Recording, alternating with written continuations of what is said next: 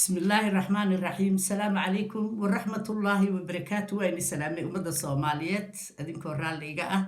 داد أنا شالي سوق قليل وحان أسوق قليل وهول هي تاس وآيو اسكدا لنو دي داية مركا وحان ربي إنان إني شاقو إن أرموه سيو سعودان إن فرماتشو واتي أو يري إن ماركتين وإن قفل صوت الماما أو ماركتي لكينا oo maaragtay dadkii ay soo xulanayeen oo 6 saacadood ugu qabtay oo yiri maaragtay waa inaad soo tilmaantaan dadkii doorashada dad madaxdii ay kala maqneed maanta wuxuu iskugu yeertay qoorqoorkii iyo lafta green iyo waxaas markaas wuxuu yiri annaka nin loo joojinayo male nin iyo laba dawlad goboleed aan u joojinayno ma jirto marka maxaa inay cad waxa inay cad bob ayuu wadaa bobka oo wadana ma soconayso ninkan waa qaa'inul wadan waxaan rabaa inaan ka daba geeyo kheyraadkii dadkii oo rabay kambanigii oo hadhow magaca ninka kor inuu ku soo qori doono oo la dhahayay heritage maxay tahay heritage wili qoladii aan daba soconaayay ninkii aan inii sheegayo kongresska maraykanka ku jiray oo iska lahaa heritage asaga iyo walaalkiis ayaa sheer ku ah ninkaasi 8 sano ayuu wuxuu ku jiray maaragtay kongresska maraykanka maxaa dhacay marka ila ninkii waa laga tuuray oo informationkiisa aan inii wadaayay ninka waxa dhacay oo looga tuuray asagoo kongresska ku jira ayuu wuxuu bilaabay shaqaalihii ka shaqaynayay meesha gabdhihii iyo wixii iyo dumarkii iyo inuu hal ugu yeero uu yiraaho naagtaydu waa dhalweyso naagtaydu uur ma qaadayse waxaan rabaa inaan shahwadeyda in siiyo oo ilma aad dhashaan markaasna hal sano aan nuujisaan ka bacdina aan lacag in siiyo oo maaragtay ilmaha qaato oo hadhowna warqad in ka saxeexdo oon la iga daba imaanin waa dadkii kongresska dhexdiisa ka shaqaynayay marka maxaa dhacay waxa dhacay naagihii meesha ka shaqaynayo oo dhan inay isku wada sheegeen hadalkii naag oona qabanin ma leh hadalkii ayaa meel kasta gaaray ninkan investigation ayaa lagu sameeyey naagihii markii dambe waa la dacweeyey ninkan waxaa la ogaaday inuu naagaha culays saaray maaragtay asoo dilay la mid tahay ninku markuu kaa hari waayo uu ku daba taagan yahay oo maalin kasta hadalkaas uu ku leeyahay oo tow arkaba oo compromission lacaga u ballan qaadahayo oo aan kusii faahfaahin doono facebookgayga maanta markaan soo galo ayaa waxaan idin sheegahayaa ninkii saas ayaa kongresska looga tuuray waa maraykanka kongresskiisa barke waxa la yiraahaa Soomaali maxaa lagu yiraahaa markii ninkuu qofka maaragtay oo uu ku sameeyo maaragtay oo halkaas tago maalin kasta maaragtay kelmadda Soomaaliga ay iimaanaynin marka ninkan waxa dhacay marka waa laga tuuray kongresska dhanba waa laga tuuray marka walaalkiis daad uu ku qoran yahay shirkadan maaragtay la leeyahay heritage waa dadka noocaas waa tuugooyinkii Afrika soo baabi'iyay asaga iyo walaalkiis waa dadkii blogyada batroolada ee Afrika ku jira wadamada Afrika masaakiinta wax u soo saaray iyo maaragtay si xun loola dhiltamay Afrikaankuna waa dadaan aqligooda una buuxin balkee sababtoo ah ninaad u yeeratay oo asaguba waxba aanan qodin ayaa dhil la sii galay marka ninka historigiisu waa history dheer waxaan rabaa tartiib inaan ku sheego markaan facebooka soo galo magaalada laga soo doorto oo ka soo baxayay 8 sano oo maaragtay kongresska u soo galahayay maaragtay magaalada Tuula oo asagu degan yahay inkay waa inii sheegi doonaa marka waxaan leeyahay dadka noocaas oo kale ayuu farmaajo raadsadaa ayuu dhigtamaa oo nimanku sembri waxay raadsadaan ninka kale intuu ka xun yahay oo blacklist ku jiro qofka mar hadduu blacklist ku jirana waa qof dhintay marka waxaan leeyahay ragga isku tilmaamayo Soomaaliyeed inay aqoon-yahan yihiin cilmi leeyihiin wax soo barteen ragga violencega sameeya oo maaragtay naagaha dhiba oo naagaha daba taagan oo yiraaha ilma ii dhal asoo bursanin oo yiraaha ilmahaygan kugu abuurahayaayo oo dadkii kongresska ku jiro dhan dumarkii oo dhan ay isku sheegeen oo laga tuuray kongresskii Maraykanka maxaan isleenahay ragga noocaas oo kaleeta waa wax la yaab leh Soomaalidu heerkaas bay gaartay marka waa tuugada dhacda kheyraadka wadanka taas ayaan rabaa inaan in ka daba geeyo maanta aan si fiican inuu ku faahfaahin doona insha Allah waxaan rabaa oo kale inaan inii sheego shirkii ay mudullood dhigeen oo maaragtay weynaa oo maaragtay hawiye weyno loo dhigay waxaan leeyahay guul iyo gobonimo hawiye ama maaragtay intii hawiya oo kasoo qayb gashay mideeda kale waxay inii sheegayaa shirka farmaajo oo lacagta ku bixiyey oo naagihii habar gidir iyo niman sacada oo aan naqaano nolosha ka dhacay annakoonan caay aqoonin maaragtay oo annakoonan weligeen maaragtay aan rufiyaan noqonin iyo oo nin u rufiyaanahayo iyo naag habeenkii sarirta dhigta wax looga sheega iyo maaragtay ay halkaas intay ku qabsadeen kuwa sacada iyo kuwa kaleetaba meesha ay soo galeen habro wada disable ah oo maaragtay barakacyaasha laga soo kaxeeyo loo soo labiso garbasaaro wejigoodu shuuxu ka daadanahayo ood arkaysid inay jiran yihiin oo meesha wada fadhiya waxaan ku leeyahay shirka hawiye weyne ma u baaba'aayo hawiye waa hawiye qof aanan qolo aanan caadaqaatooyin lahaynna ma jirto shirka hawiyena saas ku baabi'i maayo waxa soo hartay naagta la leeyahay u naagaynayso isku haysata in maaragtay maxamed cabdullaahi farmaajo oo xildhibaan ka dhigi karo waxaan u sheegahayaa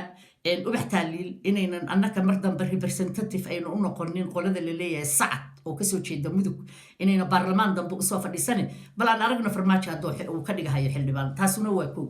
waxaan rabaa oo kuu sheego ina jaamacseedna waaba taqaanaanba ilaa waagii axmed ducaale geelle iyo ilaa waagii cadaado lagu hayay oo maaragtay laisku dooranahayay iyo wuxuu ahaa nin caada qaataa oo nolosha ka dhacay oo magaca aabihiisina meel uga dhacay waa mid jiran oo sakaraada oona xilna nin u dhiibin karin laakiin rufyaan ah ina jaamacseed waa nin rufyaana wuxuu ka shaqeeyaa isku dirka sacad wuxuu ka shaqeeyaa waxyaalo badan soomaali maxamed iyo hawiyena waxaan u sheegahayaa ina jaamacseed waa la yaqaanaa wuxuu yahay waa rufyaan waa nin aanan akhlaaq hoose sii lahayn waa nin aanan cilmi lahayn waa nin ma aragtay naagaha sidiisoo kale nolosha ka dhacay oo magaca sacad wata oo annaka aan raba inayna ijaafeeyaan ayna saas lagu ijaafeyn karin marka waa badan yihiin maantaan facebooka ka sheegahayaa waxaana rabaa waxaa la yidhi already ragga waa soo wada baxeen rag badanaana ku jira markaasaan si fiican u wada hadlaynaa inkastoo la iga diiday oo la yidhi inta aan aragno oo meesha joogta magacyadooda ha la sheego inta qarsan toobadkeen bay noqdeen oo diinta islaamka ay kusoo kordheen markay farmaajo ninkii u taga diinta islaamka ma haysto farmaajo waa christian waa nin ortodoosa marka asaga ninkii la seexday oo guntiino la xirtay muslim ma ahan marka waxaa la yidhi islaamnimadii ayaa hadda lagu hayaa inay kusoo noqdaan odayaal oo ilaa 5 gaarahayo odayaasha sacada oo maaragtay nolosha ka dhacayo gunnada ka qaadanayay 4 sano dambe oo ogaana inuu ku shaqaysanayo aakhirkana meel xun uu uga tagayo marka waxaan u sheegayaa anigu nin kastoo sacad oo caada qaataa toobada ilaahay kusoo noqo الشهادة مر لبعض إن الدين الإسلام كوسا نقطة تاسم كلها هي بركيني كفرماتشا لا شقية وتروريستي بل أدينكو أركم أنتو وحمريكا كدعاية ترامب وحا سميه الدين تك أيو فرماتشا وحو كوضع صوماليا صومالي أركتين ما أنت قوان وحلقو قاري انتي سنو سوهي استو ترامب إن تاريخ دا إستوري دا مريكا كالاغا تكترو ومدى أربنا فرماتشا إنو كلا نقاقنو بركي فرماتشا وتروريستي إذا مو كاني وحيالا بدنو كاني وماركتي فيلا صوماليا wax dhintay iyo sixirra iyo waxa loogeeno 4 koono sida looga raadinayo miinada guriga cad ayaa looga raadin doonaa bila Soomaaliyana farmaajo waa nidaayay farmaajo waa caada qaato waa ninaan ilaahay aqoonin waa ninaan ka mid ahayn ummadda nabi maxamed barkeenin ummadda nabi maxamed ku aftirsado ilaa aftirsashaan leenahay sida qabiilka oo kale annagu haddaan dad muslim nahay oo sunno aan nahay waxaan daba tagnaa nabi maxamed calayhi salaatu wasalaam dadku ku aftirsadaan nahay ma fahanto ummadiisii aan nahay marka farmaajo dadkaas kama mid ahan waxaan rabaa oo kale inaan inii sheego meeshaan kale guurkaa lagu jiraa farmaajo inuu tuug yahay maanta ceebta haysata meel kasta marka waxaan rabay inaan ma aragtay inay dhagaysiiyo ma aragtay hadallo very important ah i dhagaysta aniga daraada la ii soo diray marka ma aanan fiirinin xalay kaliya ayaan indhaha ku arkay marka shalayna soo ma aanan gelin marka waxaan rabay inaan inii sheego 10kii ninkan waa ninka ugu tuug velo ku xiran tahay oo farmaajo waa ciidankii ma macna male taas laakiin waxaan nii sheegayaa waxbaan rabaa inaan in maqashiyo marka meeshii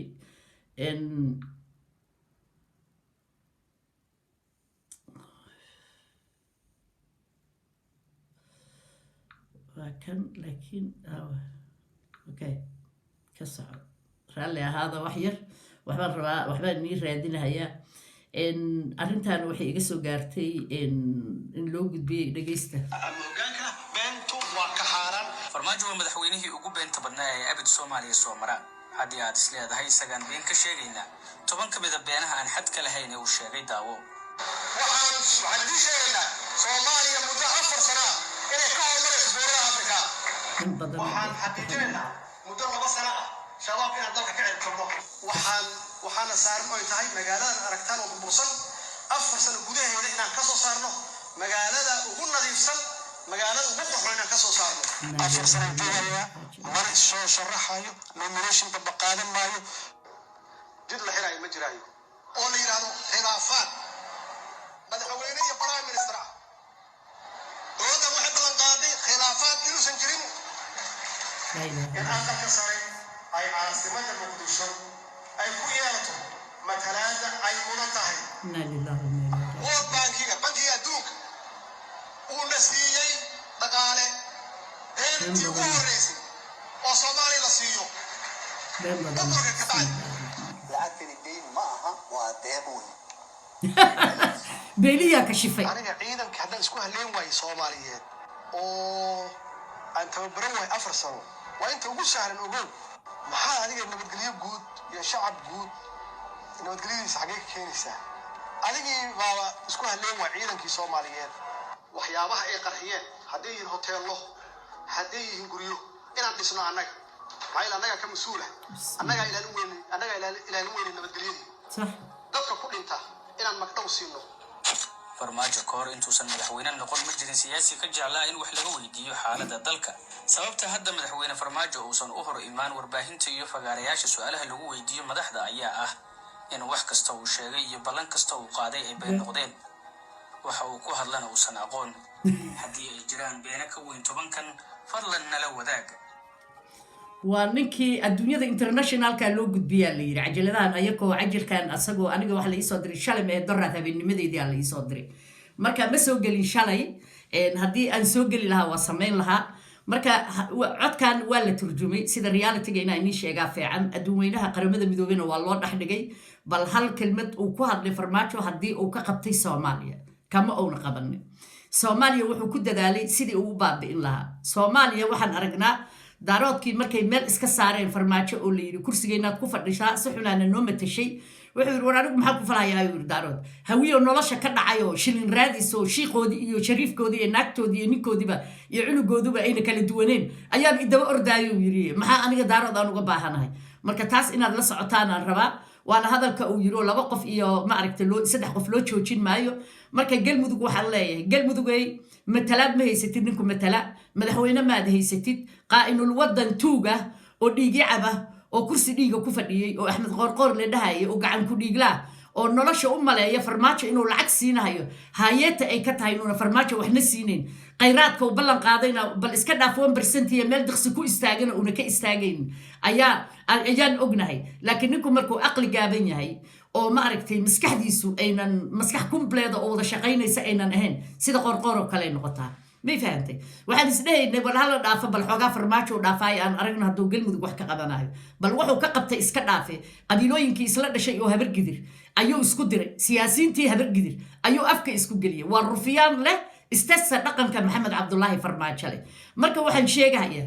galmudug ay matalaad ma haysatid madaxweyne madaxweyne ku-xigeen ma haysatid guddoomiye baarlamaan ma haysatid odayaal dhaqameed inigatay ayaa jira nacladu ha ku dhacdee iyo ninka ah oo isku tilmaamay inuu madaxweyne yahay madaxweyne kama ahan ninka la leeyahay axmed qoorqoor galmudug waa waqtigii galmudug ay doorasho ku qaadanaysay ay doorasho samaynaysay ay iskugu yeeraysay galmudug oo maaragtay laga qaban lahaa doorasho waa insha allah biidnillaahi alkariim waxaan leeyahay ninka jiifow kac haddii kala gaalkacyoy mudugay dantaada garo adigu ninka la bahdilahayo oo caada qaatooyinka loo wacahayo oo naagaha habeenkii sariirta la geysto oo farmaajo dhegta wax ugu soo sheego subaxii la soo istaagahayaan sida ina